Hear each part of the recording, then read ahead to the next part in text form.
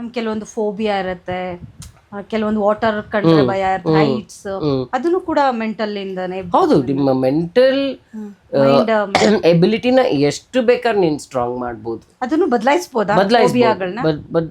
Phobia ಅಂದ್ರೆ ತುಂಬಾ deep ಆಗಿದ್ರೆ ಅಗೇನ್ ಸ್ವಲ್ಪ ಮೆಡಿಕೇಶನ್ ಕೊಡ್ಬೇಕಾಗತ್ತೆ, ಥೆರಪಿನೂ ಕೊಡ್ಬೇಕಾಗತ್ತೆ. But if it is in a very lighter stage like fears ಇದ್ರೆ ಖಂಡಿತ ಅದನ್ನ ಜಸ್ಟ್ ವಿತ್ ಥೆರಪಿ ನೀವು ಸರಿ ಮಾಡ್ಬೋದು. ನಾವು ಡಿಸೆನ್ಸಿಟೈಸೇಷನ್ ಅಂತ ಹೇಳ್ತೀವಿ. ಆ ಟ್ರಾಮಾ ಇಂದನೂ ನಾವು ಅದೇ ಹೇಳ್ತೀವಿ. ಮೈಲ್ಡ್ ಟ್ರಾಮಾ ಆಗಿದ್ರೆ ಡಿಸೆನ್ಸಿಟೈಸ್ ಮಾಡ್ತೀವಿ. ಅದೇ ತುಂಬಾ ಡೀಪ್ ಟ್ರಾಮಾ ಆಗಿದ್ರೆ ನಾವು ಇನ್ನೂ ಒಂದ್ 2-3 ಬೇರೆ ಥೆರಪಿಗಳು ಹಾಕ್ಬೇಕಾಗತ್ತೆ. ಅದನ್ನ ಉಪಯೋಗಿಸಿ ನಾವು ಅವ್ರನ್ನ ಅದರಿಂದ ಆಚೆ ತೆಗಿಬೇಕಾಗತ್ತೆ. See, memory can never be ಇರೇಸ್ಡ್.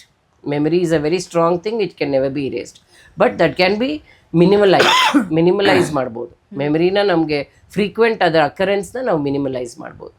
ನನಗೆ ಇವಾಗ ಏನೋ ಒಂದು ತುಂಬ ನೋಡಬಾರ್ದಂಥ ಒಂದು ದೃಶ್ಯ ನಾನು ನೋಡ್ಬಿಟ್ಟಿದ್ದೀನಿ. And like for example a freak accident, I saw it in my own ice.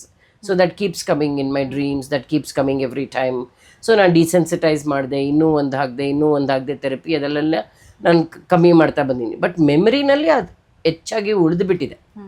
But ನಾನು ಅದನ್ನು ಅವ್ರ ಫ್ರೀಕ್ವೆನ್ಸಿ, ಅದನ್ನು ಅಕರೆನ್ಸ್ದು ಫ್ರೀಕ್ವೆನ್ಸಿ ನಾನು ಕಮ್ಮಿ ಮಾಡ್ತಾ ಹೋಗ್ಬೋದು.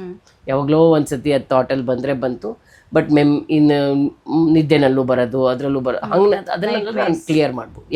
We can clear.